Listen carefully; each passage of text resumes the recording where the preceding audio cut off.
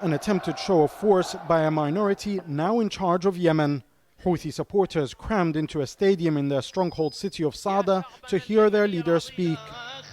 Just 24 hours earlier, the Houthis had staged a coup and announced themselves the country's new leaders.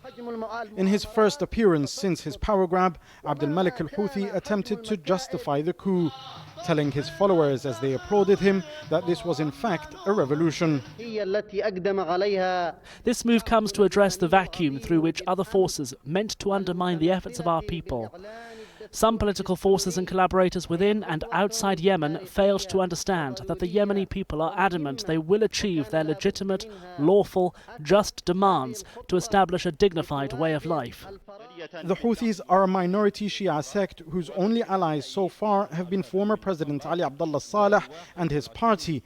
They were forced out of office following the 2011 Arab Spring. Despite this, the Houthi leader spoke as though he were representing all Yemenis. The Yemeni people have earned the right to lead a dignified, free life. The Yemeni people are worthy of obtaining their demands and rightful wants. The historic, significant moment taken by our people yesterday represented in the constitutional declaration of a significant step forward. But as Houthi supporters cheered in Sada, anti-coup protests took place in several cities across the country. A student-led demonstration was fired on and forcibly dispersed in the capital, while thousands took to the streets in the southern city of Taiz.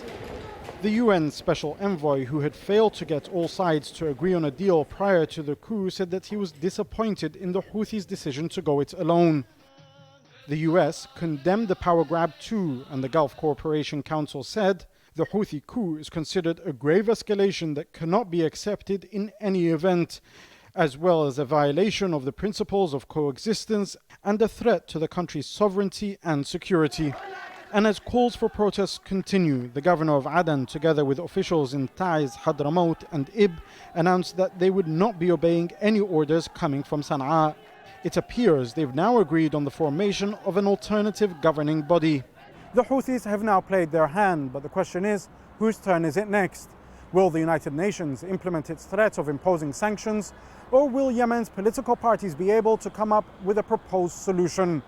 There's also much anticipation as to what action Gulf countries will take.